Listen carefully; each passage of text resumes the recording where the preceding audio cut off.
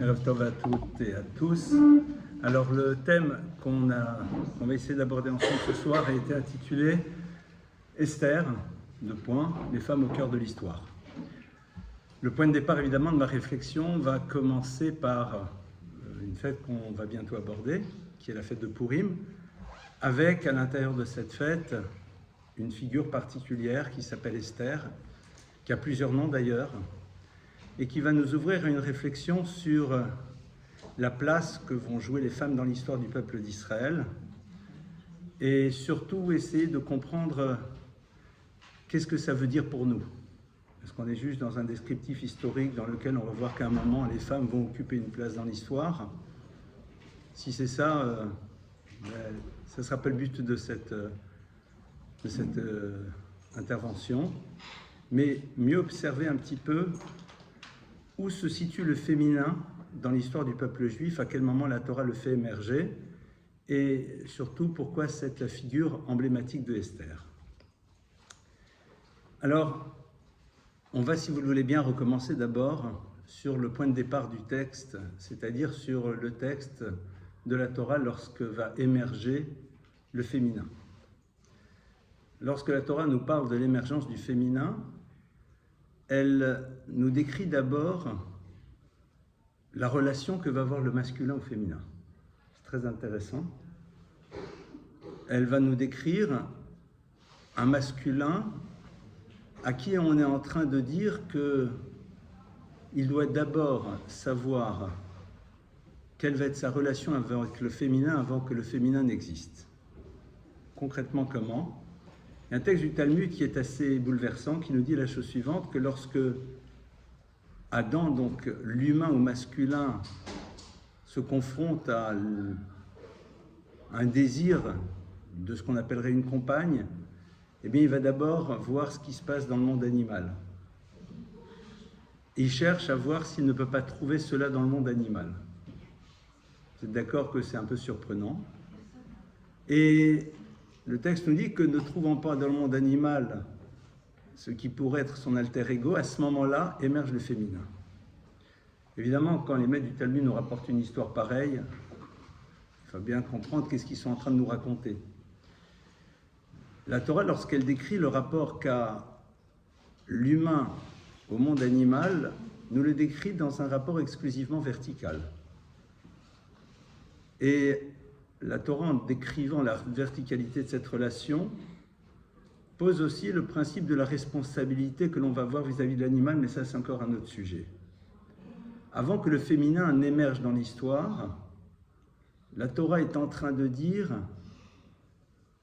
tu pourras avoir cette tentation, cette possibilité d'imaginer une verticalité relationnelle pour de multiples raisons. Si c'est comme ça que tu vois la chose, alors le féminin ne peut pas émerger. Traduit de manière différente, tant que pour le masculin, le féminin n'est pas dans une relation d'horizontalité parfaite, le féminin n'arrive pas. Pourquoi ? On a besoin de le dire. Parce que qu'on le veuille ou pas, l'homme, donc l'humain ou masculin, aura cette liberté d'imaginer qu'il peut prendre le pouvoir. Et malheureusement, il le fera. Il le fera, clairement, sans aucune ambiguïté. Et la Torah nous dit, mais si c'est ça, alors le féminin n'a pas de sens. Si c'est juste quelque chose qui va être au service de ta propre histoire, alors ça n'a pas sa raison d'être. Évidemment, ça nécessiterait un long développement en tant que tel, mais pour moi, c'est important de commencer notre réflexion sur cela. C'est-à-dire sur le fait que la Torah est déjà consciente dès le début qu'un des enjeux majeurs qui va exister dans la relation entre le masculin et le féminin, donc la place que va occuper le féminin dans l'histoire, va être conditionné par l'acceptation que l'homme aura de la dimension totalement horizontale de la relation. Ça, c'est, j'ai envie de dire, le préambule. À partir de là, on se retrouve donc dans l'homme et la femme, Adam et Chava, et l'histoire commence. Ce qui est intéressant de voir, c'est que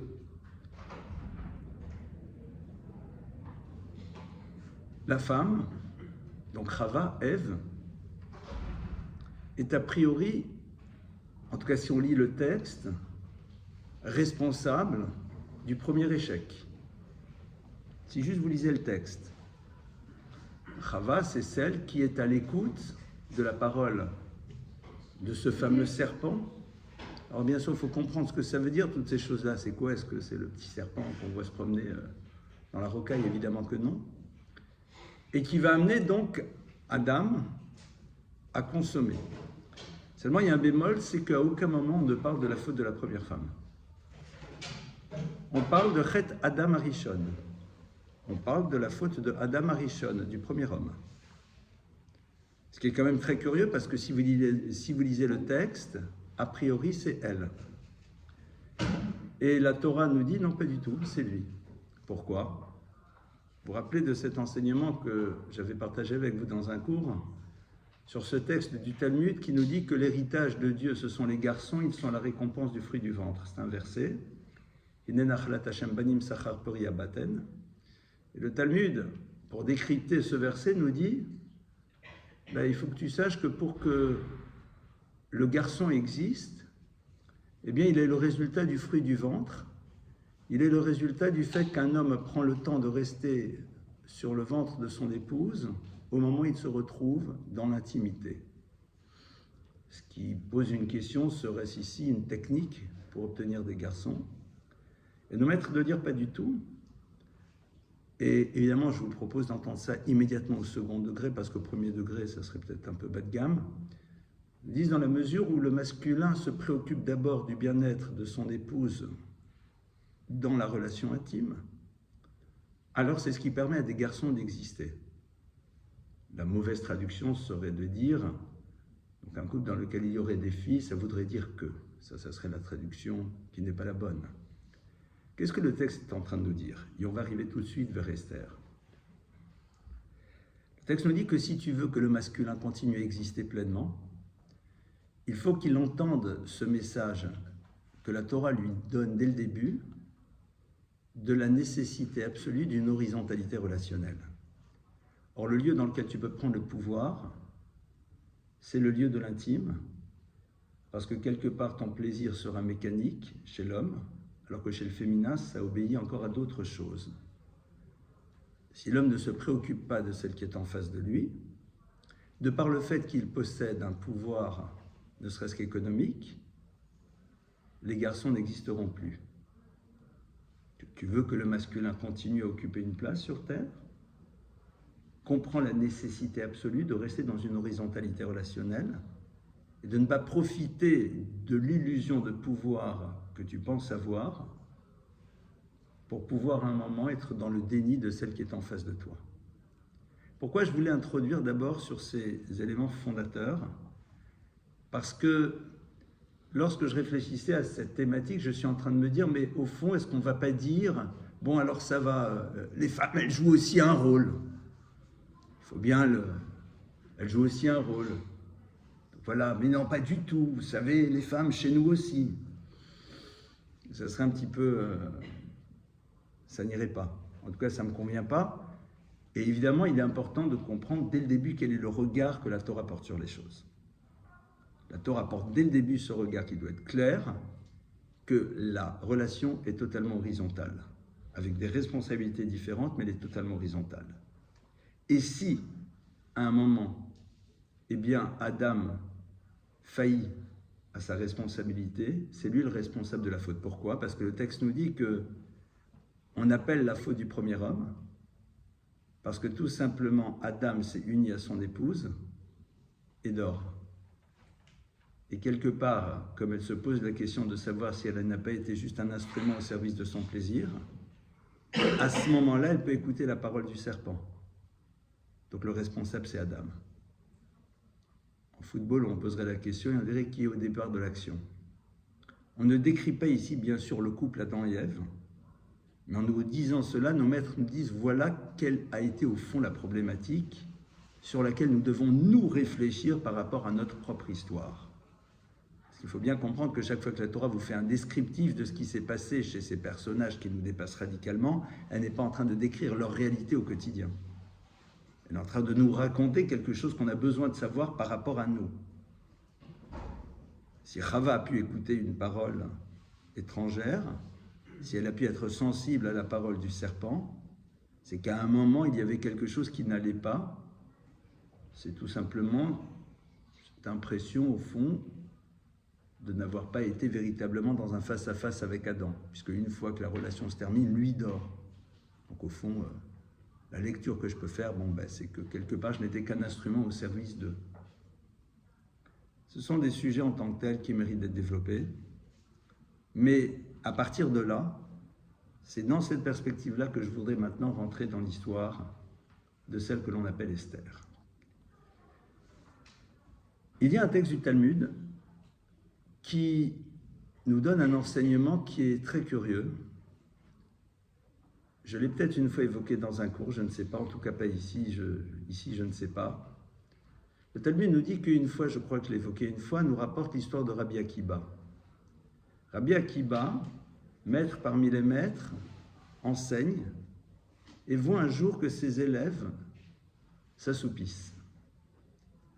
Alors ils ne dorment pas. Le Talmud nous dit, Ra'a, il a vu ses élèves mitnamnemim, qui étaient en train d'être dans une forme de sieste entrecoupée de moments de réveil. D'accord? Ils sont là, ils baissent la tête, et puis d'un seul coup, ils écoutent à nouveau le cours, et puis après, un petit peu ce qui se passe dans les synagogues le vendredi soir. Vous savez, vendredi soir, le discours du rabbin, le second mot, c'est vol de nuit, au fur et à mesure. Et alors, Rabbi Akiva veut les éveiller, et il leur dit la chose suivante. Qu'est-ce qui fait que Esther a réussi à régner sur 127 provinces? Il dit que vienne Esther, petite fille, c'est-à-dire descendante de Sarah, notre matriarche, qui a vécu 127 ans, et qu'elle règne sur 127 provinces. Super, quel rapport? En dehors du fait qu'on a 127. Mais en amont de cela, il y a une première question, et cette question, Rav Dessler la pose, il dit, mais c'est quoi ces élèves qui s'endorment? Qu'est-ce qu'on est en train de nous raconter? On a Rabbi Akiva, maître parmi les maîtres, qui a des élèves. On n'est pas à l'école, dans lesquelles on pourrait imaginer que les élèves dorment, parce que de toute façon, ils n'ont pas le choix, ils sont obligés de venir. On n'est pas à la synagogue dans laquelle on pourrait dire, bon, les gens de toute façon doivent venir ou veulent venir, on n'en sait rien, mais ce qui est sûr, c'est que souvent, ils ne viennent pas pour écouter le cours. Donc le cours, il est là, bon, ils n'ont plus le choix. D'accord? Ils sont pris au piège. Alors là, je peux comprendre. Les élèves de Rabbi Akiva sont proactifs dans leur demande de savoir. Donc, en dehors d'un cours qui aurait lieu le samedi après-midi, après la Dafina ou le Tchoulant, suivant les origines, il n'y a pas de raison qu'ils s'endorment. Rav Dessler nous dit qu'au fond, le mitnamnem des élèves de Rabbi Akiba, c'est quoi? Ce sont des élèves qui sont là en train d'entendre des idées absolument géniales, mais quelque part, ils se demandent si ça les concerne.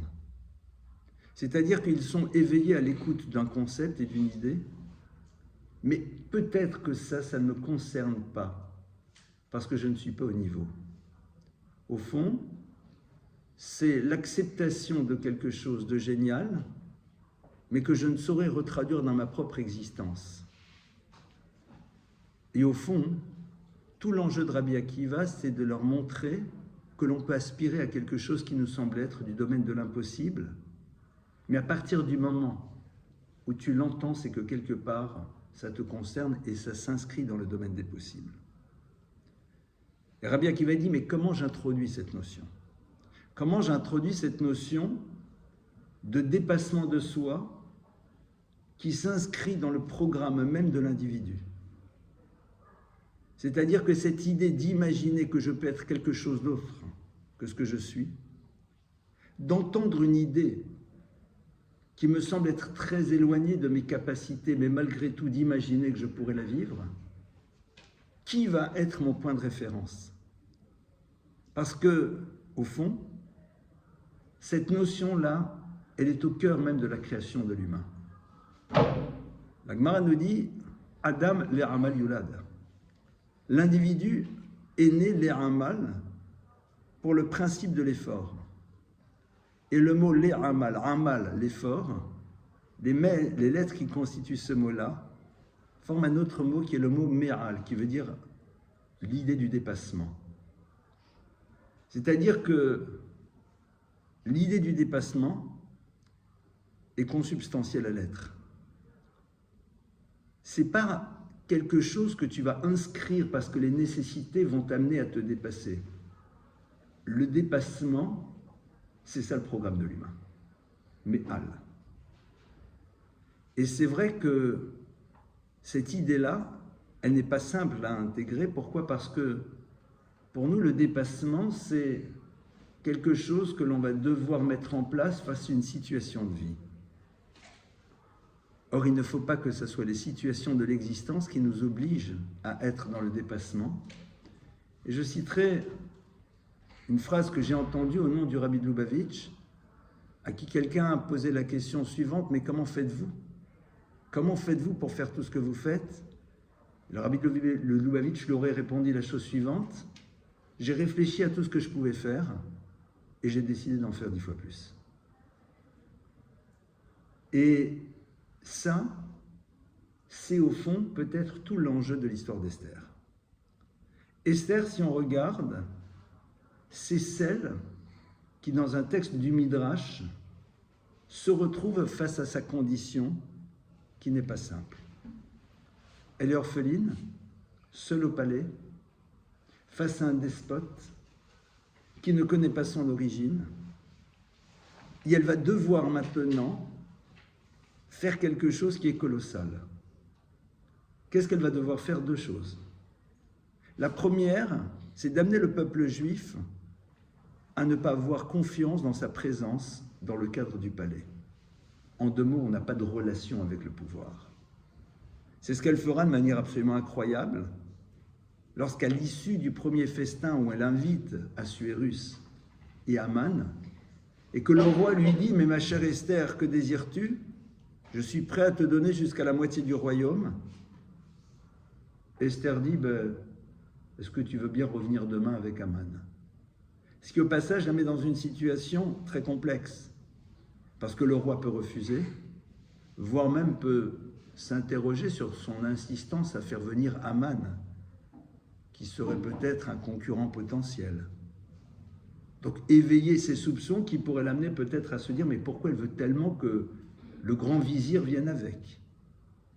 Donc elle est ici face à un premier défi qui est d'amener le peuple juif à perdre tout espoir dans sa présence, parce que si le peuple juif espère dans la présence de Esther, eh bien, ils seront toujours dans une vision logique de l'histoire et oublieront que derrière l'histoire, c'est le créateur de l'univers. Et ça, c'est quelque chose donc qu'elle est obligée d'installer, parce que toute l'histoire future du peuple juif dépend de la capacité qu'elle aura de réinscrire dans le peuple d'Israël cette conscience de la présence du divin et de tout ce qu'il est censé apporter à notre histoire. Toute l'histoire de Purim, ça a été dans la logique, nous devons agir de telle et telle manière. Cette logique va entraîner justement le résultat contraire. Toute l'histoire de Purim, c'est se désinscrire de cette logique. Donc Esther a cette première mission, qui n'est pas simple, mais plus que cela. Elle peut être complètement mise de côté par le roi. Elle se retrouve dans l'antichambre. C'est à ce moment-là où le psaume « Keli, Keli, lama azavtani » « Mon Dieu, pourquoi est-ce que tu m'abandonnes ?» Parce que Esther, à ce moment-là, dans sa solitude, n'est même plus dans le contact avec le divin. Qu'est-ce qui lui donne la force? Qu'est-ce qui lui donne cette capacité d'avancer? C'est-à-dire, qu'est-ce qui donne à Esther cette force d'inscrire ce qui va être au cœur de ce qui permettra à l'histoire du peuple juif de se construire? Parce que ici sont posés les fondamentaux qui nous permettront de traverser l'histoire. La première chose, c'est de vivre dans l'absence du divin. Esther vient de la racine le hastir, qui veut dire cacher. Et le Talmud nous dit d'où voyons-nous une allusion à Esther dans la Torah, et la Gemara nous cite le verset le plus dramatique de la Torah, qui au passage, quand vous faites les comptes des versets qui correspondent aux années juives, correspond à l'année juive de l'ouverture des chambres à gaz, puisque chaque verset de la Torah correspond à une année. Le verset qui correspond à l'année dans laquelle s'ouvrent les chambres à gaz correspond à ce verset, c'est lequel? Va'anochi aster astir panai bayamahu. Et moi, je voilerai ma face à ce moment-là, le silence de Dieu. Esther, c'est astarat panim. C'est le moment dans lequel la conscience de la présence du divin s'efface radicalement et l'histoire semble nous dire que Dieu n'est plus présent dans l'histoire. Et c'est son nom qui véhicule ça. Et au moment où elle rentre, Lama Azaftani, pourquoi tu m'as abandonné? En deux mots, tu étais là, mais ça y est, nous ne t'intéressons plus. Le peuple d'Israël est seul. Or, au fond, ça va être un des enjeux majeurs de l'histoire du peuple juif. Le silence de Dieu. L'incapacité de voir où il se trouve. Comment se confronter à une histoire qui ne s'inscrit pas dans ce que devrait être notre histoire. C'est ça, au fond, le questionnement majeur que le juif va vivre, tout au long de son histoire. Cette question sans réponse, la question de Moïse face à Dieu. Mais comment se fait-il que les justes souffrent? Pas systématiquement, mais néanmoins, cette forme d'injustice. Où est Dieu? C'est ce que Esther véhicule. Esther, donc, est celle qui va incarner cette problématique majeure à laquelle nous allons être confrontés, et comment est-ce qu'on y répond? Ça, c'est déjà la première problématique. La seconde chose, c'est que Esther est celle qui, comme on vient de le dire, va introduire dans le peuple d'Israël cette notion que en lanu lehisha en ela alavinu shebashameim, qu'on ne peut s'appuyer que sur notre Père qui est aux cieux. Chose qui est d'une complexité folle, parce que quand la favorite du roi est juive, et même si le parallèle va faire hurler certains, mais c'est pas grave, je l'assume parce que je le dis au second degré, quand on a une armée, c'est-à-dire qu'on a a priori les moyens de pouvoir réussir à régler les problématiques auxquelles nous sommes confrontés. Comment faire pour sortir de cette logique et accepter que derrière l'histoire, il y a quelque chose d'autre et que l'on peut avoir Esther au palais, l'armée exceptionnelle avec des gens exceptionnels, mais que malgré tout, derrière cela, il y a le créateur de l'univers. C'est une des choses sans doute les plus complexes qui soient. Et vous pouvez avoir une grande kippa sur la tête et une grande barbe, c'est pas sûr que vous y croyez. C'est pas simple de vivre dans cette conviction profonde qui va nous amener à porter nos efforts aussi, et pas que juste sur le politique ou le militaire, mais aussi sur le spirituel.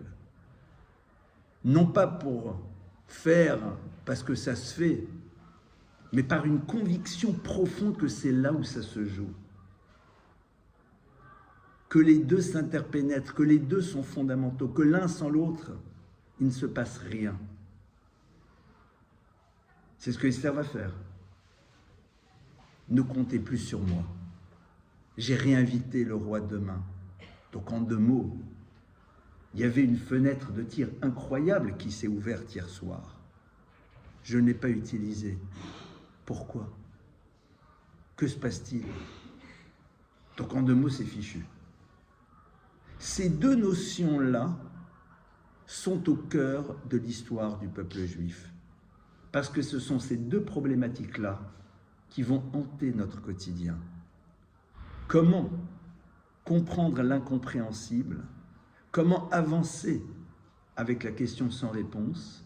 Comment nous inscrire dans un monde dans lequel on nous demande de fonctionner comme tout le monde et malgré tout, de vivre cette conviction profonde que nous ne faisons que des gestes, mais que derrière les gestes, ce qui va faire aboutir les choses, ce sont les énergies spirituelles. C'est pas simple. Et plus encore dans un monde dans lequel la relation de cause et effet semble être du domaine de l'évidence, avec de temps à autre des moments dans lesquels on nous rappelle que les choses ne sont pas nécessairement comme on l'aurait imaginé. Ça, c'est ce que Esther va commencer à amener. Comment est-ce qu'elle l'amène? Comment est-ce qu'elle l'inscrit? Alors, ce qui est très intéressant, c'est que on a ici le deuxième nom d'Esther. Esther a deux noms. Son second nom, c'est Hadassah. Joli nom. Joli prénom. C'est vrai. Mais c'est quoi sa signification? Esther a quelqu'un d'autre à ses côtés. Cet autre personnage, suivant les versions, son époux, son oncle, qui s'appelle Mordechai. Le Talmud dit, où voit-on dans le texte de la Torah, c'est-à-dire de la Bible, mais des 5 livres, du Deutéronome, où est-ce qu'on voit, du Pentateuque, pardonnez-moi, le Deutéronome c'est le 5e, où voit-on le mot Mordechai? Alors la question est surprenante parce que pourquoi tu as besoin de trouver le nom de ce personnage qui fera partie de ce qu'on appelle Anshe Knesset Agdola, les hommes de la grande assemblée, bien plus tard, entre le premier et le second temple. Et le Talmud dit, je vais te dire, on le trouve. On le trouve dans un endroit dans lequel on nous parle de la Ktoret. La Ktoret, c'est quoi? Ce sont les encens que l'on fait brûler à l'intérieur du temple. Car en effet, dans la composition dont la Torah nous parle, à un moment, un des éléments s'appelle Mordoror. Et le Targum, la traduction araméenne sur place, nous dit Mordoror, traduction Maradachia. La traduction araméenne de ce terme, c'est Maradachia, et donc vous avez une forme d'homonymie des termes. Maradachia, Mordechai. Allez, on y va. Ce qui est intéressant de voir, c'est que Hadassah vient de la racine Hadass. Hadass est un myrte. C'est de la myrte.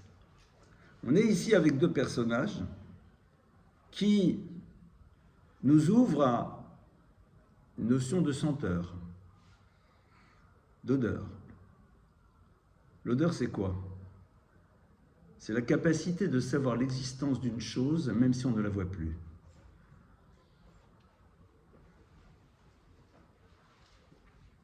Au fond, laissez traîner un peu de parfum quelque part, sortez avec le flacon, sortez avec le bâtonnet d'encens, et vous savez qu'il y a quelque chose qui avait une odeur ici. Il y avait quelque chose qui n'est pas visible, mais la non-visibilité ne veut pas dire l'absence. J'étais ce matin dans un aéroport, très tôt, et je voulais prier, et au fond, l'endroit où j'ai pu prier, c'était la salle des fumeurs, tranquille, où il n'y avait pas de fumeurs. J'étais tranquille. Et personne ne fumait. Mais sans voir la salle des intoxiqués dessus, pardonnez-moi, des fumeurs, je savais qu'on avait fumé, quoi. Alors bon, ça sentait plus la Marlboro Light que des substances, d'accord, donc ça m'a un peu rassuré, mais concrètement, mais elles ne sont pas là, les cigarettes, la cendre était nettoyée, oui, mais l'odeur reste. Cette notion d'odeur, elle est là pour nous rappeler l'idée suivante, c'est que tu n'es pas obligé de voir les choses pour savoir qu'elles existent. Mordechai, Esther, véhicule cette notion. Ça veut dire que, en transversal de l'histoire de Purim, donc de Esther, on a cette idée que il y a cette forme de conscience que l'on a de la réalité d'une chose, même si elle n'est pas visible. Et ça, c'est ce que véhicule Esther parce que elle a ce double nom. Ce nom de Vanori Aster Astir, c'est-à-dire les choses sont totalement cachées. Il y a une absence totale de la présence du divin, il y a une incompréhension du monde. Mais il y a malgré tout une forme de savoir qui m'habite, de sa présence, même si je ne peux pas la décrire, même si parfois la réalité semble me dire qu'il n'est pas là, mais je perçois sa présence dans le monde. Si on regarde, Esther va être le symbole de ce que le féminin va inscrire à l'intérieur du peuple juif qui lui permet de traverser l'histoire. Parce que, au tout début de l'histoire, on va voir une autre femme qui arrive. Cette femme, elle s'appelle Sarah. Et à un moment, Abraham a une certaine vision de la manière dont on devrait faire certaines choses, et Sarah en a une autre. Et Dieu de dire à Abraham, Kol asher yomar lecha Sarah shma bekola. Tout ce que te dira Sarah, shma bekola, écoute sa voix. Alors vous savez que chez nous, les Juifs, on est spécialistes de pourquoi faire simple si on peut faire compliqué. Moi, j'aurais écrit le verset, j'aurais pu dire, shma bekol Sarah. Écoute la voix de Sarah, voire mieux, écoute Sarah. C'est plus simple. Parce que je sais très bien que si j'écoute, c'est que nécessairement il y a une voix. Kol asher yomar lecha Sarah, tout ce que Sarah te dira, shma bekola, écoute sa voix. Donc, déjà, l'organisation du verset, elle est extrêmement surprenante. Qu'est-ce que la Torah nous dit ici? On a ici un moment dans lequel Abraham a une certaine vision des choses. Et la vision qu'il a, elle est très belle, elle est sous-tendue par cette dimension d'altérité, d'amour de l'autre. Et Sarah est en train de lui dire, dépasse ce que tes émotions te poussent à faire, parce qu'il y a quelque chose que tu n'arrives pas à appréhender. Alors qu'a priori, on aurait imaginé dans les grands classiques qu'au rendez-vous des émotions, le féminin doit être plus présent que le masculin. Et Dieu dit dans Kol asher yomar lacha Sarah shma bekola. Qu'est-ce que le verset est en train de dire? Kol, la totalité. Asher yomar, que te dira. Non pas de ce qu'elle a dit, ce qu'elle dira. Sarah, shma, écoute, bekola, dans sa voix. Ça veut dire quoi? C'est quoi la notion de la voix? Quand on parle du kol, la voix, ça représente quoi? La voix, c'est la capacité de dire les choses. C'est-à-dire, la voix, c'est quelque chose d'intelligible. C'est quelque chose que j'entends. Donc on n'est pas ici dans la problématique de « Non mais écoute, c'est ta femme, tu veux que ça se passe bien, écoute-la. » Non, non. Tout ce que te dira par la suite Sarah, Shema, soit à l'écoute bekola, de sa voix. C'est-à-dire, les mots qu'elle va prononcer, eh bien, tu dois être capable de les écouter. Et donc, pourquoi on ne dit pas agis? Shema bekola. Si tu écoutes sa voix, tu vas comprendre maintenant, et je fais un jeu de mots évidemment, quelle est la voie à prendre, VOIE. Et ça, c'est très intéressant parce que la Torah est en train de nous dire, dès le début, qu'à un moment, il faudra faire abstraction de notre logique, de nos émotions, pour comprendre que le féminin arrive à percevoir quelque chose que nous n'arriverons pas à percevoir. L'histoire, tu devras la réaliser en tant qu'homme, mais elle sera induite par la voix de Sarah. Elle sera induite par la voix de Sarah. Et Esther, elle est là pour dire que c'est le féminin qui aura cette force d'inscrire dans l'histoire du peuple juif cette capacité de vivre avec une question sans réponse, de se désinscrire de la logique tout en étant dans le monde de l'action. Ça va plus loin.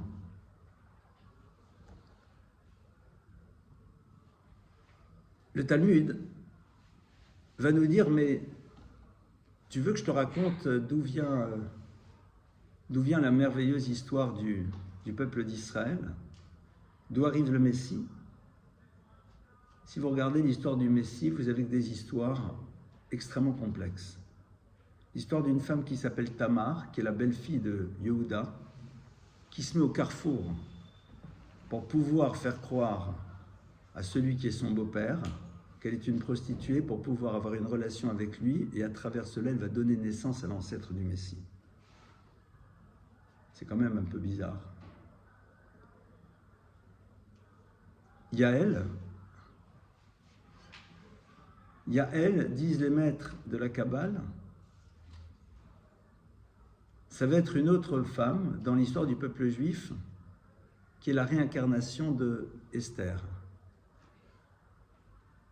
qui va à un moment amener un homme qui s'appelle Sisra, qui est la réincarnation de Haman, dans sa tente pour avoir plusieurs relations avec lui pour pouvoir le tuer lorsque Sisra menace le peuple d'Israël. On est ici dans des histoires un peu surprenantes.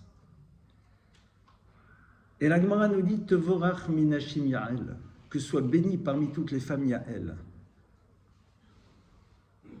C'est quoi cette histoire de fou? Ça veut dire quoi? Et on nous dit que ces femmes, Esther, qui va quand même aller vers le roi, vous doutez bien que le dîner ne s'arrêtera pas là. Bon, si tu vas vers le roi, c'est pas juste. Elle va vivre aussi quelque chose dans le domaine de l'intime. Elles sont par ailleurs, disent nos maîtres, le symbole de la dimension de la pudeur. Ça veut dire quoi? En vérité, ces femmes qui seront à ces moments clés de l'histoire sont là pour nous dire la chose suivante. Interroge-toi sur la fonction qui doit être la tienne à un moment de l'histoire. Assume-la pleinement, sans te poser la question du regard que porteront les autres sur toi. Or, tout le problème du peuple juif, ça va être d'être dans un système de caméléon social pour pouvoir mieux être accepté du monde dans lequel il se trouve. On sera prêt à tous les compromis qui deviendront des compromissions. Ce qui incarne encore plus cela, c'est l'histoire de la sortie d'Égypte. On nous dit que ce sont les femmes qui font aboutir la sortie d'Égypte, qui mettent en place le processus, parce que pour qu'on sorte d'Égypte, il faut qu'il y ait des gens qui puissent sortir d'Égypte. Parce que pour sortir, il faut bien qu'il y ait des gens qui sortent. Et dit le texte que les hommes ne veulent plus avoir d'enfants. Parce qu'il dit, ça sert à quoi d'en avoir? Puisque de toute façon, nous sommes dans un système qu'on appellerait aujourd'hui concentrationnaire, donc ça ne sert à rien de faire naître des enfants là-dedans. Et les femmes du peuple juif se font belles et attirantes. Ils amènent leurs époux à les regarder à nouveau, et la nature étant ce qu'elle est, ils se retrouvent dans l'intimité et des enfants naissent. Mais comment est-ce qu'on va les regarder, ces femmes? Comme celles qui ne savent pas dire? Comme celles qui ne savent utiliser que leurs atours pour pouvoir à un moment amener les hommes à? On a ici des femmes qui ne se posent pas la question de la lecture que l'on aura de ce qu'elles sont. Et même si ça pourrait engager un débat que je n'engagerai pas, on n'est pas là pour vous expliquer pourquoi on se sent bien au premier étage de la synagogue. Ce n'est pas le sujet. Le sujet, c'est comment on construit l'histoire. On n'est pas là pour vous expliquer pourquoi c'est fondamental d'avoir encore des enfants, même si ce n'est pas un concours. On n'est pas là pour vous expliquer pourquoi on n'a pas besoin d'exister à travers des positions. Ce n'est pas le sujet. Le sujet, c'est de savoir comment on construit l'histoire. Et ça, c'est sans doute une des choses les plus complexes qui soit dans un monde qui nous pousse à fonctionner de la manière dont il a décidé que l'on devait être. On dit bien, c'est ça qui fait que la sortie d'Égypte, elle existe. C'est ça qui fait qu'un jour, l'histoire du peuple d'Israël va réémerger. Ça, c'est Esther. Ça, c'est Sarah. C'est pas simple. C'est pas simple parce que, au moment où je vous parle, on pourrait dire, au fond, est-ce que vous n'instrumentalisez pas les textes au service d'un regard un peu machiste sur les choses? Why not? On peut avoir envie de penser à ma place. C'est la liberté de tout à chacun. Ce qui est très intéressant, c'est de voir combien le texte insiste. Et on nous dit bien que Esther, c'est la fin de l'époque des miracles. C'est la fin de la prophétie. C'est-à-dire c'est à ce moment-là où justement on va devoir s'inscrire parce qu'il va falloir qu'on se promène avec tout ce qu'elle a à nous dire. Et Esther va dire à Mordechai, c'est elle qui va dire, il va falloir que cette histoire, elle traverse l'histoire. C'est elle qui le dit. Mais Esther, je ne comprends pas. Tu es celle qui est censée te cacher. Tu es celle qui justement n'a pas voulu à un moment apparaître, mais qui l'a fait parce que tu n'avais pas le choix. Esther dit oui, mais cette histoire, elle doit être connue. Parce que c'est celle-là qui permettra de faire avancer l'histoire du peuple juif. On va essayer d'aller un tout petit peu plus loin. Donc, qu'est-ce qu'on vient de voir? On vient de voir que donc Esther, elle est celle qui inscrit ces dimensions fondamentales de savoir vivre avec l'absence de Dieu. Et celle-là, elle est au cœur même de nos problématiques. Elle est celle d'une personne qui, à un moment, ne se préoccupera plus de sa propre histoire, mais quelque part se préoccupera de la manière dont elle doit la faire aboutir. De celle qui, au fond, va nous apprendre que le clan Israël ne peut comprendre son destin que dans la mesure où il est le vecteur d'un projet qui le dépasse.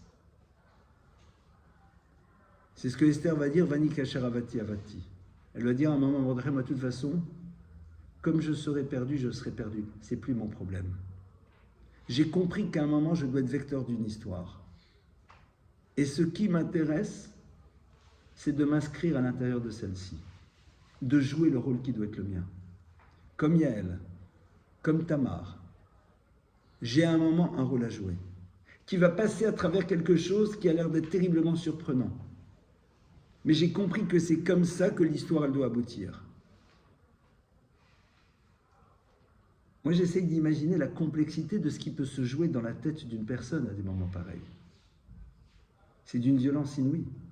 Parce que le problème, c'est quelle est la lecture que les gens auront de moi-même plus tard. Et surtout, j'ai aucune certitude sur le résultat. Parce que nous, on connaît l'histoire, mais elle ne la connaît pas. Parce que Tamar, elle ne sait pas qu'elle va donner naissance au Mashiach. Elle a compris qu'il fallait absolument que Yehuda puisse se retrouver avec elle. Elle le sait. Mais qu'est-ce qui va vraiment aboutir? Elle n'en sait rien. Mais elle a compris que c'était ce qu'elle devait faire. Celle qui, dans l'histoire aussi, va nous renseigner sur cela, c'est Rachel. Rachel, qui en effet,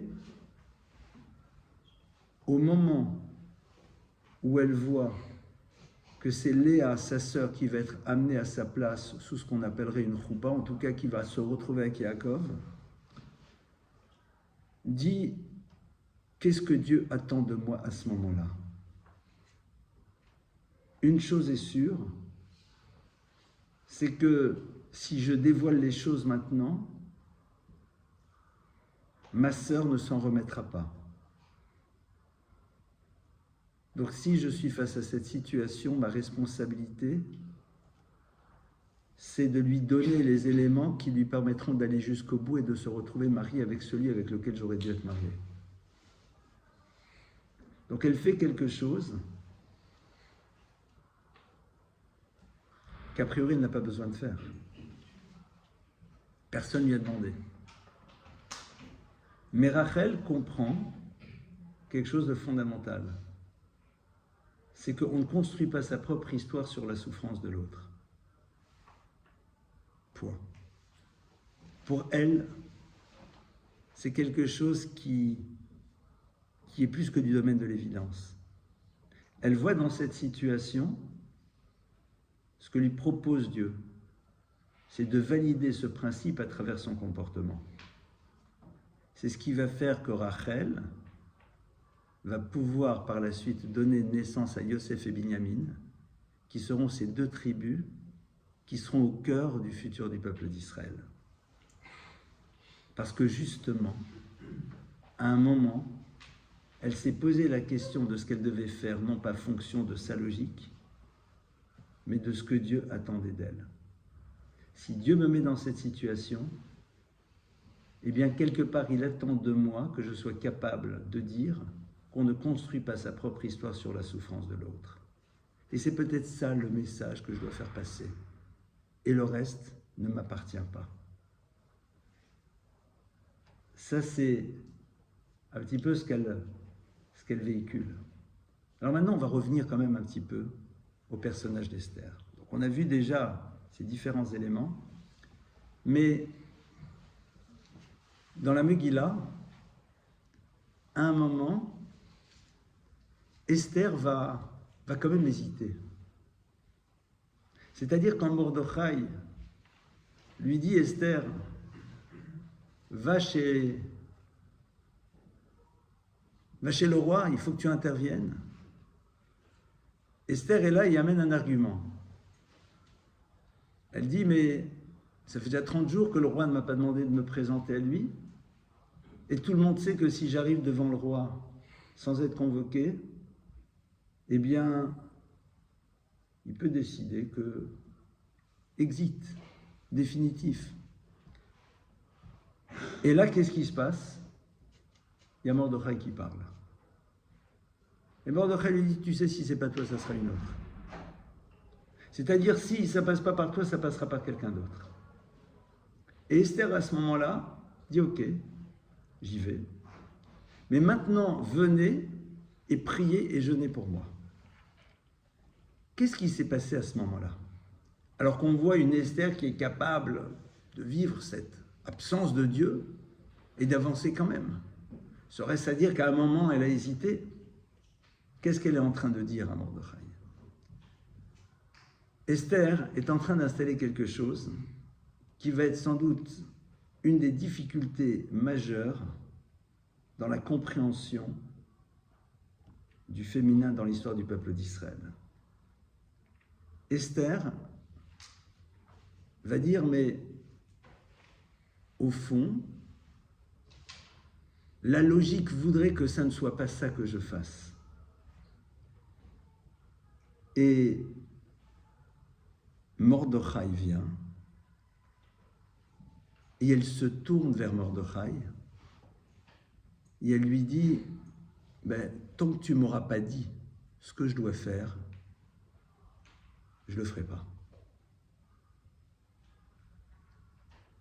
Qu'est-ce qu'elle est en train de dire?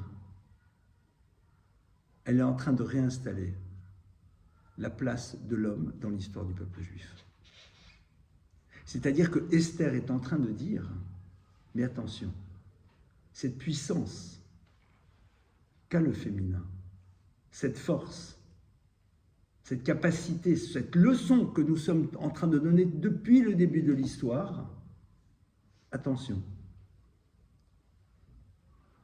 Rappelons-nous de ce que doit être le masculin. Et c'est quoi? Elle appelle le masculin à assumer pleinement son rôle, qui est de dire « j'entends, mais c'est comme ça qu'il faut faire ». Qu'est-ce que ça veut dire? Ce n'est pas le masculin l'homme. Ici, il s'agit en effet de Mordechai. Mordechai, c'est qui? C'est un des membres du Sanhédrin. Le Sanhédrin, c'est quoi? C'est l'autorité suprême du clan d'Israël. Esther dit, de manière ultime, c'est la Torah qui est enseignée par le Sanhédrin qui décidera ce que l'on doit faire. Au fond, la force que va avoir Esther, c'est de dire « je suis reine », je suis celle qui va apprendre au peuple juif une leçon formidable, qui va être capitale pour son histoire. Je suis celle qui est capable de m'inspirer de Sarah. Parce que, je vous rappelle qu'on n'a pas été jusqu'au bout de ce texte. Parce que dans ce texte-là, qu'est-ce que Rabbi Akiva dit? Rabbi Akiva dit, mais qu'est-ce qui a donné la force à Esther de se dire, il y a quelque chose d'inimaginable, mais je vais pouvoir le faire? C'est qu'elle a regardé Sarah. Et Sarah vit, disent nos maîtres, 127 ans, mais disent les textes, elle est capable de faire de chaque jour de sa vie un jour plein et entier. Elle est capable de donner à chaque moment de sa vie du sens, quelque chose qui nous semble inimaginable. Chaque moment de ta vie, oui. 127 ans, 100 ans, 20 ans, 7 ans, tous dans la même dimension. Sarah, c'est celle qui était capable de se confronter à quelque chose qui était inimaginable, c'est-à-dire de donner la vie alors que c'est plus possible. Sarah, c'est celle qui est capable de dire à Abraham, il va falloir maintenant que tu fasses quelque chose qui va à l'encontre de toute ta logique. Et Dieu dit, Kol asher yomar lecha Sarah shma bekola. C'est-à-dire que Sarah incarne cette idée du dépassement inimaginable. Esther regarde Sarah. Esther dit donc c'est dans le monde du possible. Donc elle inscrit ce qui va être au cœur de notre histoire, c'est-à-dire l'idée du dépassement qui fait partie de notre programme d'existence comme on l'a vu au début. C'est énorme. Et Esther dit, mais al Sanhedrin, vous imaginez la violence? Être capable de dire, mais est-ce que vraiment il faut y aller? Est-ce que vraiment je dois y aller? Mais Esther, elle fait partie des 7 prophétesses. Donc elle a parfaitement conscience. Elle sait très bien en vérité qu'il y a ici un rôle à jouer. Mais elle dit, mais attention, pour que l'histoire du clan Israël avance, il faut être capable de reconnaître l'autorité du Sanhedrin. Il se trouve que le Sanhedrin, c'est des hommes. Mais ce n'est pas le sujet. Ce n'est pas le sujet. C'est-à-dire que le Sanhedrin, c'est la parole d'Hachem. Et quelque part, Hachem a décidé que c'est le Sanhedrin qui va être composé d'hommes, point à la ligne. C'est tout. Alors que celle qui va faire exister le message de Mordechai de manière concrète, c'est elle. C'est elle qui va être la source d'inspiration parce que la parole du Sanhedrin, si Esther n'est pas là, elle ne vaut rien. C'est celle qui pourrait être capable d'entendre le mot de Mordechai et de le traduire dans le monde du réel. Esther est en train de dire, et vous les hommes, quand le Sanhedrin parle, vous êtes capable de le traduire de manière concrète ou pas? Sans Esther, le Sanhedrin ne vaut rien. Et c'est pas pour rien qu'on nous dit que c'est à ce moment-là où tout ce que représente la loi orale dans l'histoire du peuple juif s'installe et permettra sa survie. Parce que c'est Esther qui a réussi à donner de l'autorité au Sanhedrin en posant la question et en disant « je me soumets à ta réponse ». Alors qu'elle est celle qui n'a pas besoin de poser la question et qui, quelque part, n'a pas besoin de créer d'elle l'image d'une personne qui s'est soumise à la réponse. Parce que Esther, depuis le début, elle sait qu'elle a un rôle à jouer. Alors c'est quoi? Qu'est-ce que tu es en train de faire? Tu es en train de dire, mais je ne sais pas trop. Ah bon, vous avez dit, alors je vais le faire. Mais depuis le début, tu sais que tu vas devoir faire quelque chose. Et tu y es, et tu es prophétesse. Et tu es celle qui va être capable de l'inscrire de manière concrète. Oui, mais il y a quelque chose d'autre que je dois mettre en place dans le cœur du peuple juif. Ce sont les femmes qui vont réussir à révéler l'importance du Sanhedrin pour que les hommes soient capables de la comprendre et de la traduire dans leur quotidien. Et ça, c'est l'élément qui permet au peuple juif de continuer à avancer dans l'histoire. C'est pour ça que la Gemara nous dit que un homme sans épouse, sa Torah n'est pas une Torah. Pourtant, il a le savoir, il a la connaissance. Sa Torah ne vaut rien. Parce que c'est la femme qui va à un moment lui dire, sache que la parole de la Torah, elle est fondamentale.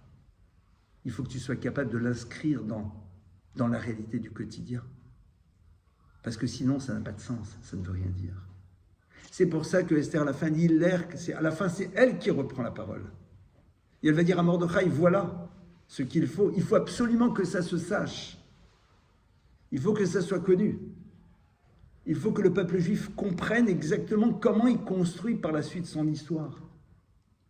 Avec l'enseignement que je lui donne, qui est en effet, comme on l'a vu, ce dépassement de la logique, à travers cette capacité que j'ai eue de m'inscrire dans ce qui se passe face à Achashverosh, à travers le fait que j'apprends au peuple d'Israël que tout en étant dans un monde d'action, il faut se rappeler que derrière cela, le Créateur de l'univers est présent. À travers cette capacité de ne pas me poser la question du regard qu'on portera sur moi, mais d'avancer dans l'histoire, mais à travers le fait que peuple d'Israël, tu dois savoir que ceux que l'on appelle Ene Haeda, c'est-à-dire les yeux du peuple, c'est eux, au fond, qui vont nous permettre d'avancer. Et ça, c'est moi qui suis en train de vous le dire. Et c'est au fond, de manière incroyable, Sarah qui l'inspire pour cette idée du dépassement. Et celui qui nous donne cet enseignement, c'est Rabbi Akiba. Et Rabbi Akiba, c'est celui qui, lorsque ses élèves le rencontrent, et il voit la femme de Rabbi Akiba, entend de la bouche du maître, Sheli v'shelachem shelahu, ma Torah, votre Torah, c'est sa Torah, elle. C'est-à-dire que ce qui a permis à cette Torah d'exister, c'est elle, et personne d'autre. Alors, à partir de là, on peut mieux comprendre un petit peu l'importance fondamentale de ce texte et surtout pourquoi, en effet, on l'appelle Megillat Esther, alors qu'on aurait pu imaginer qu'on lui donne le nom de Mordechai. Parce que c'est derrière Esther que toute la construction du futur du peuple juif se met en place. Voilà quelques éléments de réflexion. Et si vous le voulez bien, on passe à vos questions comme d'habitude.